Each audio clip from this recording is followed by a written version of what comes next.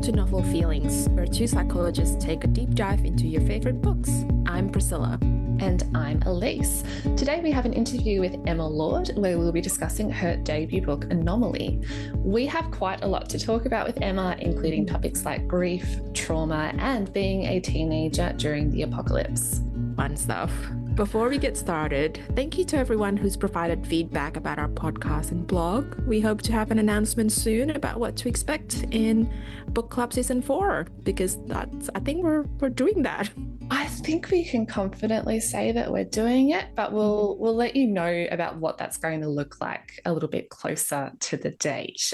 But yeah, yay, Season 4. Yay. The podcast is probably going to live on, which is good news. And just another quick announcement that we are now properly on YouTube and YouTube Music. So we were not on there previously due to some kind of boring reasons about why YouTube didn't like our RSS feed, so the ways that we stream our podcast. But now we're on there. I have made nearly 50 thumbnails to get everything looking nice and more interesting on YouTube. So if you are a YouTube Music user, you can now stream our podcast. It's still just audio, but you can listen through the standard YouTube apps as well as where we currently are, like Apple and Spotify. Or if you just want to see the fruits of my labor, making a ton of thumbnails, head over to YouTube. We are still novel_feelings over there. Yeah, Elise has done a good job, so it's worth checking out just for the thumbnails. Thank you. They are slightly clickbaity, but hopefully not inappropriately so. Yeah, what YouTube thumbnail is not clickbaity in a little bit? That's true. I mean, the whole point is to get you to click on it. So yeah, we've just made them look a little bit more interesting than just our logo, which is what they originally came up as when we synced everything together. Yeah. All right. So let's tell you a little bit about Emma. So Emma Lord is a freelance copywriter and author living in Sydney's inner west. She loves all things sci-fi, fantasy and horror, and has a particularly soft spot for reading and writing YA. Anomaly is her debut novel and was published after an early draft was selected for the Varuna and Affirm Press Mentorship Award in 2020. All right, let us tell you a bit about the book.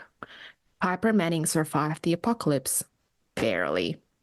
She recovered from the virus that killed millions, but it left behind a new, uncontrollable power that's forced her to isolate herself from others for their sake. Then an injured boy shows up at her mountain hideaway, and what hurts said is out to get her too. Now she's on the run, risking everything for a shot at an actual future. But to get there, she'll have to trust a stranger, control her abilities, and face her ghosts. Because the end of the world was just the beginning.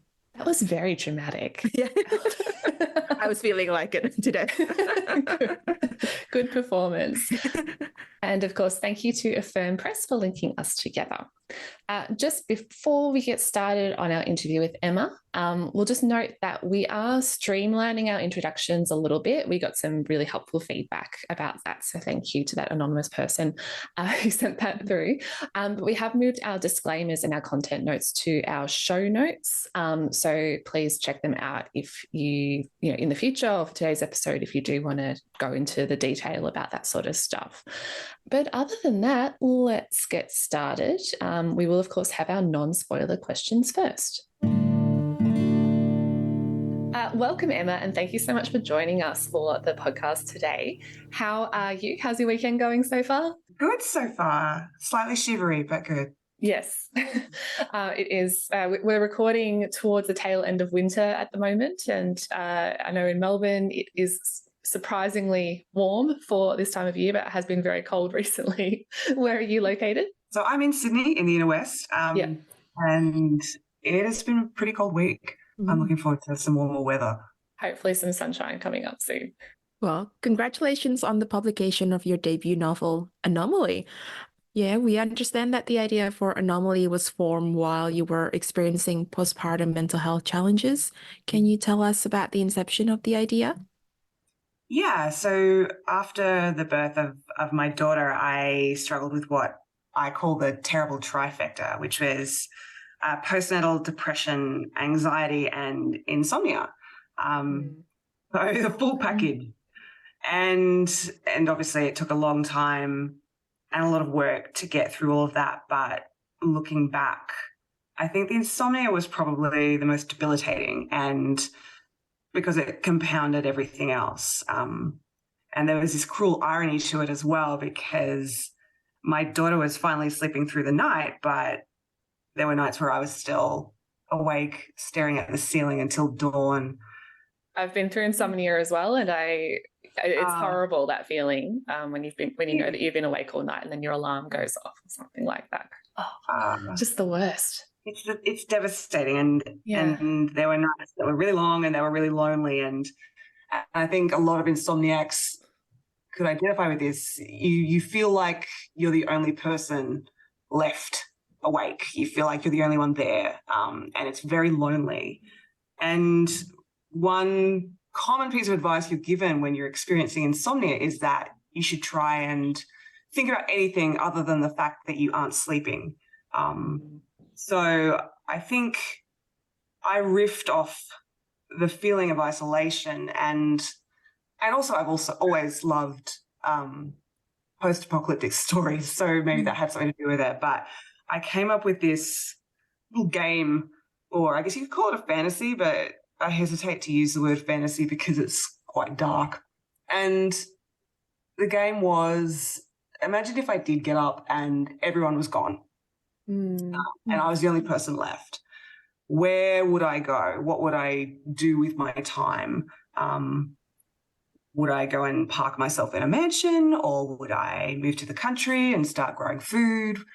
How would I stave off that loneliness? And over time, another question popped up, and that was, what if you woke up and you were convinced you were all alone, but ultimately it turned out that you weren't, and there was something else lurking in the shadows, and it was watching you, but you weren't aware that it was there. And so that was the start of the story, and I had my scenario, and eventually I had my girl, I had Piper, and I had the beginnings of my monsters. Fascinating inception of the novel. And yeah, I mean, of course, I don't want to dismiss the seriousness of going through postpartum mental health challenges, but it's wonderful to hear that such an interesting story came out of such a dark experience for you, and to see where that's become. It's just lovely to see something wonderful coming out of something so dark. Yeah, it was really part of my recovery, I think, to pursue a different type of creativity. And you've mentioned Piper, of course, who is the central character in the story, and we first meet her while she's living in post-apocalyptic rural Australia with no one around but her dog, Griff. Griff, I have to mention, is one of my favourite characters in the book. Can you tell us a little bit about Piper's experience of isolation and what it was like for her? Yeah, so she's woken up after this deadly global event that's wiped out most of the population. And not only is she dealing with the ramifications and grief of that, she's grappling with having woken up different. She now has these strange and quite uncontrollable abilities, and she's done things that frighten her. And she's scared of what she might be capable of doing if she comes face to face with another person. So she makes the conscious decision to remain in isolation, even though she's desperate to return home and see if her family made it. But her goal at that point is to try and fix herself, to find a way to get back to who she used to be, but she doesn't know how to do that yet. On top of all of that, she's still yet to confront her grief for her father, who died well before the pandemic hit. So she's carrying around a lot of baggage, and she's carrying it alone, but she's doing all the things that a lot of us are told to do to manage anxiety. She's trying to maintain a routine. She's trying to keep busy. She's running her little tests to see if she can improve her situation. So she's basically just doing her best to hold the line and get through each day, even though she's white-knuckling it the whole time. Yeah. Well, I have to say I appreciate the trigger warnings at the start, including the fact that the dog doesn't die in this They story. are substantial, yeah. Yeah.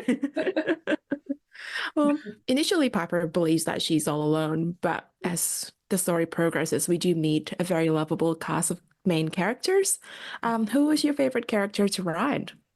Frankie, Yeah. definitely. Um, she was a gift from the writer gods in that she just sort of showed up fully formed. I didn't have to explore her too much or develop her. It was really easy to connect with her voice, and she's fun to write because she has no filter. And you do forgive her though, because most of the time her assessments are really accurate. And I also really enjoyed writing scenes with her and Piper together because she is sunshine to Piper's darkness, but also she doesn't let Piper get away with all of her bullshit. So I think everyone needs a friend like that. Absolutely. And especially Piper after spending so much time isolated and scared and alone. So yeah, seeing Frankie come in with a sunshine that they had a little bit of a grumpy sunshine dynamic at times. Yeah, a lot of fun to write. And we, of course, noticed quite a few parallels with post-apocalyptic Australia and COVID-related panic and lockdowns. I did have a bit of a giggle at the panic buying of toilet paper scene that we had at one point. That was a little bit too real at times. Were you inspired by Australia's lockdown experience? Definitely. The weird thing was I'd already drafted a lot of the story. In 2019, I was living in Denver and I drafted a lot of the story then. And then we came back from Denver in November 2019, and you know what happened a couple of months later. So I was then redrafting when lockdowns hit here, and I was trying to redraft, I should say, because I had a 4-year-old at home, but it was really bizarre and uncanny to have that overlap of the fictional world that I was playing in and then the very strange reality we were all living at the time. Obviously, I think my fictional virus is very different to COVID, and I was conscious that I wanted to differentiate it. But the human behavior we saw at that point in time was fascinating to me because you can't write some of the things that happened, and the truth was stranger than fiction. So I couldn't resist going back in and layering in some of those details, mostly around the toilet paper and the supermarkets. Yeah. I think especially because the two of us are in Melbourne, that feels very Of course, you guys had it the worst. So yeah. Close to home. That was the word I was looking for. Yeah.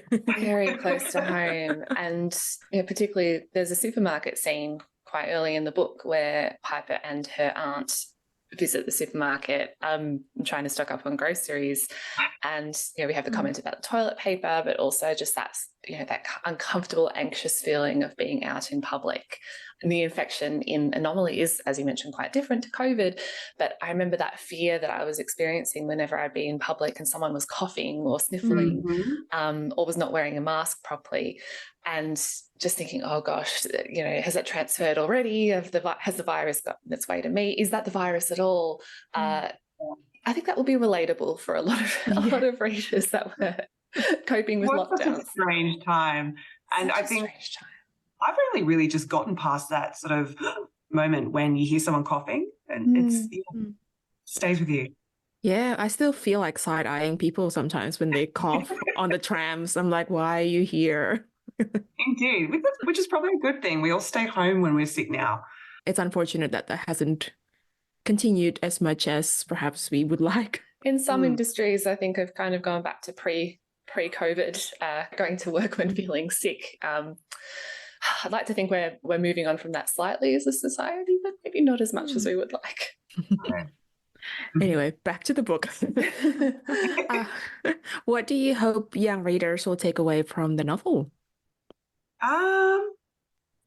Look, I mostly hope that it resonates with anyone who has lost someone and that they know they're not alone in their grief.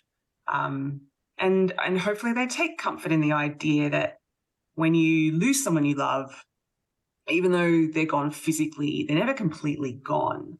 And I think every memory you have of them is a point of reconnection. And their voice will come to you if you just listen. I think also if anyone's in a mental prison, maybe they can take hope in the idea that it's possible to find your way out. It doesn't feel like it at the time, but our minds are powerful things and sometimes they lie to us. So you won't always feel the way you feel at your worst moments. Part of the great things about Anomaly is that it's this high octane, really fast paced action novels, I suppose, an action novel in a way. But there's also all these really thoughtful moments of grief and trauma and people moving through those experiences. I really enjoyed that. It's quite a hopeful book despite being post-apocalyptic. Yeah. You don't always see. Yeah, I hope so. It was important to me to put some light at the end of the tunnel. Not a flickering light, because that would be creepy. But. More of a metaphorical light. Yeah. Well, we will dive a little bit more into talking about the depictions of grief and trauma in the second half of the interview. But before we do that, we have a question that we ask all of our author interviewees.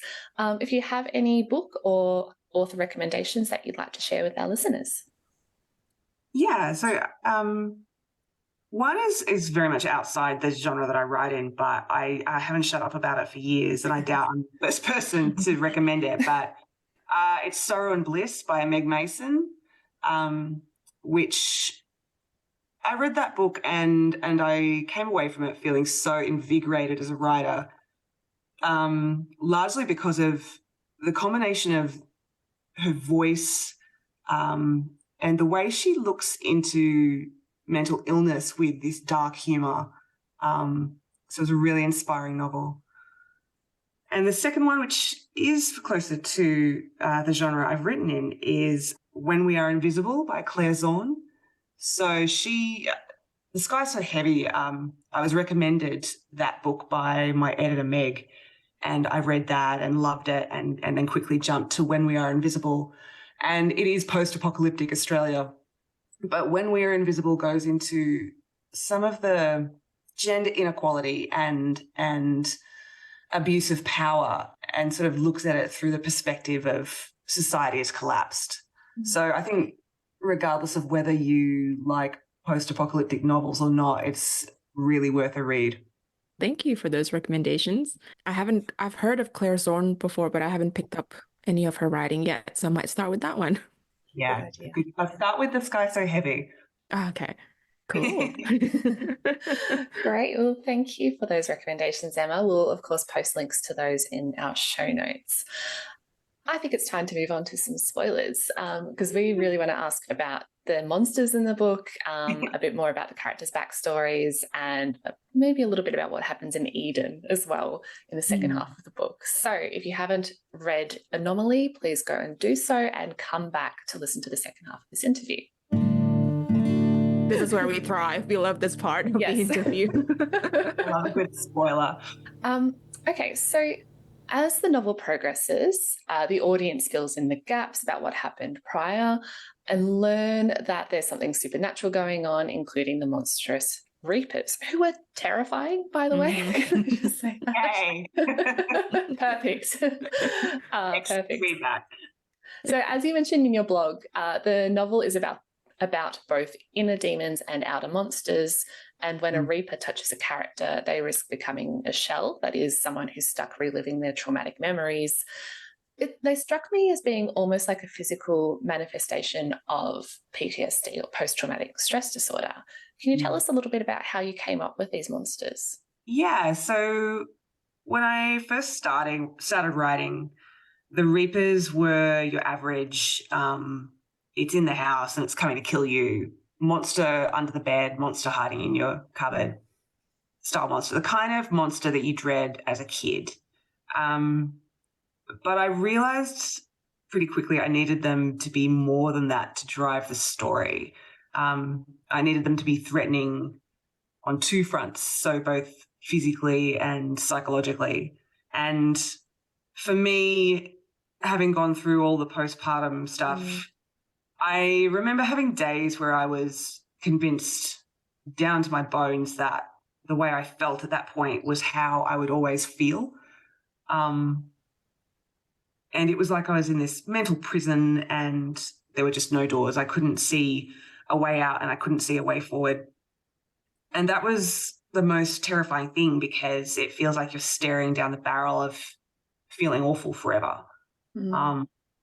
So I drew on that to make my monsters of the mind, and I found that once I layered that in and I gave them their powers and their purpose, it was like this floodlight moment, and everything else, so Piper's arc, her backstory, the end, it all fell into place. So the monsters were really the key to the whole thing, even if they are terrifying. I owe them a lot. Yeah, I have to say, I'm glad it's not a zombie story because I mean, the Reapers are scary, but for some reason, I hate zombies. So I was like, oh, I prefer these monsters. Yeah, I do love a good zombie story. Don't get me wrong. I love Dread Nation. It's one of my favorite YAs of recent years. But zombies are slightly mindless. I kind of wanted just a slightly more psychological goal for them. I found these scarier than zombies. Yeah. So it's not the glory aspect. It's the psychological trauma aspect that I think gets to me. Yeah, as an adult, you start to realize that it really is the prospect of your mind going. That is one of the scarier things. Sorry. The other topic that Anomaly explores is grief, as you mentioned briefly before. Piper's grieving the loss of her aunt at the start of the novel, and she's also grieving the death of her father from before the pandemic. We really appreciated the depiction of Piper's grief, like the scene where she terminates therapy out of avoidance of talking about her grief. Can you reflect on writing her experience with grief? Yes, I think the interesting thing about Piper is that for her, the world really ended when her dad died. And then later, this virus hits and it's kind of like the rest of the world is catching up. But even then, she hasn't confronted that grief at all. She's put it in a box and the box is very much at the back of her mind. But the arrival of the Reapers is really all those mental chickens coming home to roost. She can't keep running from her grief. She has to face those memories or they'll be the death of her. Writing her grief was largely me drawing upon my own grief. I lost my mum in 2019. And I was drafting Anomaly at the time and I think I just poured it all out onto the page, but I really wanted to convey the complexity of grief and the emotions you feel when you're grieving. It's not just being sad, it's being angry and unanchored and irritable, and for me a lot of questions popped up about life and our purpose for being here, and a little bit of guilt as well, because you go through all your memories and you think about all the times that you weren't the best daughter, and so it's a very complex time, and for Piper that all manifested as anger and avoidance, and that really disconnects her from everyone around her, but also it disconnects her from her dad's memory. Yeah, I really feel for Piper because it seems like for her there's a lot of what if I hadn't asked for burgers? Yeah. Yeah. What if I had done one thing differently? Yeah, and I like that argument she had with Seth around fate and how he believes everything happens for a reason, and she thinks that's an awful thing to say, essentially. Yeah, they are very much polar opposites in their belief systems, which is interesting. This just popped into my head, but I do wonder, with Seth's ability to, is this too much of a spoiler? But his particular ability, I suppose Yeah. I wonder how that, shapes his view of mortality in general as well. Yeah, I think delving further into Seth's backstory will be interesting because there's a limit to his abilities, and he was unable to save the one person that he really wanted to. So yeah, I'm dropping spoilers now. We are in the spoiler section. That's so it's the true. time to do it if you want to. It's really cool. I love what he said at the end. No, this power is cool in all universe. Yeah, he's got a quiet confidence, which Yeah. And Piper, of course, has been through so much. I mean, I feel like everybody in this universe has been through a lot, but Piper in particular, losing family before the apocalypse. But we do love that she was such a fighter as well. So including the flashback scenes with her taking down school bullies and learning boxing, and how that drew her and her father closer together as well. I just really love this because it's so good to see a teenage girl being depicted as physically powerful regardless of superpowers. I feel like we've got a lot of depictions of teen characters, Buffy the Vampire Slayer types, the chosen ones, and so on. I just wanted to talk about how much I loved that she was a fighter. Can you comment on this part of her character? I should probably say up front, I'm a massive Buffy fan, so no doubt that Good. was a huge influence. But it was really important to me to portray Piper as a young woman who knows her body. She's really in tune with it. She's learned to value its strength above all else. And a lot of that has come from having a parental figure who has empowered her to feel that way. I think growing up in the 90s, the messaging all around me did not promote that. It placed importance on things that did not lead to a healthy body image for many of us. And I think we've come a fair way since then, but there's more to be done. Absolutely. So, yeah, I consciously set out to make her physical strength and the ability she has prior to any superpowers a defining characteristic. Sort of adjacent to that, there was a moment in the book where they were talking about how their powers don't change who they are as a person. It just sort of comes out of their actual character. And then Piper was thinking about all the things she's done and thinking about whether there's darkness in her as well. I thought that was quite interesting because there's that memory of her sort of punching Robbie. Yeah, repeatedly, which a part of me, I was reading that, I was like, well, this seems sort of justified, but there is satisfying. Yeah, they did have that because I was both mortified and also cheering her on. Yeah, when I was writing that, I think there really is a question, and I don't have the answer, but I hope people read it and think, okay, was that the good thing to do, or is that maybe, She definitely walks the line, but I think that's kind of important in that her dad sees the darkness, but he sees her as a whole, and I wanted him to be this figure that really sees his kid for the good and the bad and just loves all of it. Whereas, sorry, I keep jumping from scene to scene, but there's that moment of her being in prep or kinder, and her mom was worrying about her being a bad egg, and that stuck with her. That was quite sad. Yeah. I think, you completely absorb the things that your adults say to you when you're young. And so I wanted to show both sides of that. If you hear something bad, you take it on, but if you are taught something good, you absorb that as well. Yeah, absolutely. I think it's, just to mention, we don't condone violence. Yes. But sometimes it is very satisfying. Yeah. Well, I think we'll give her a pass for the post-apocalyptic stuff, and maybe just a little bit of it's not so great pre-apocalypse, but yeah. we understand it. Yeah, maybe don't. Yeah, maybe don't absolutely beat someone to pulp, but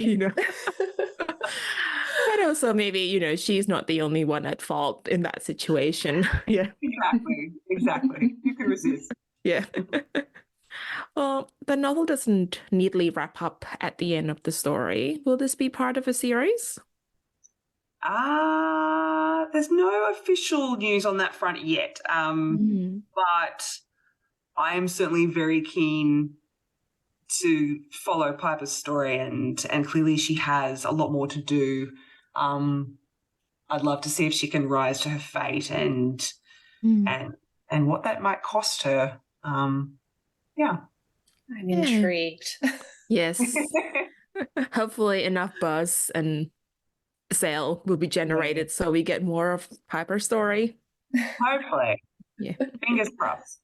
I just really want to know what happens afterwards. I want to know where Seth comes from. I want to know what happened to Piper's family. I want to know what's going to happen after Shepherd, who we haven't spoken about, but Shepherd was a fascinating character as well.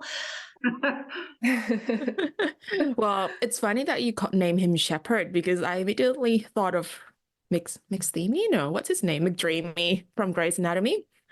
Oh, that's a great one. Yeah, because his name is Derek Shepherd. Yeah. Oh gosh. So I had Patrick Dempsey in my head the whole time. Oh no. Oh dear. Well, we know what happens to him now. Yeah. All right. Well, on that note, I think that wraps us up for today. Thank you so much, Emma, for joining us. Really interesting to hear more about Anomaly, how the idea came to life, some of your characterization, and hopefully, fingers crossed, we get to see more of the world of Anomaly in the future. So thank you so much for joining us. Thank you so much for having me. And that wraps up our interview with Emma Lord. As usual, our detailed show notes are available on novelfeelings.com, including Emma's social media handles and book recommendations. Anomaly is out now through Affirm Press. You can find it in all good bookshops. That wraps us up for today. Thank you so much for listening. If you like us, please leave us a review on Apple Podcasts, Spotify, or wherever you get your podcasts. The best places to find us online at the moment are Instagram and YouTube at novel_feelings and The Story Graph. Thank you so much for listening. Bye, everyone. Bye. Our podcast was recorded on Wurundjeri Land, which is home to both of us in Naarm, Melbourne. We also acknowledge the role of storytelling in First Nations communities.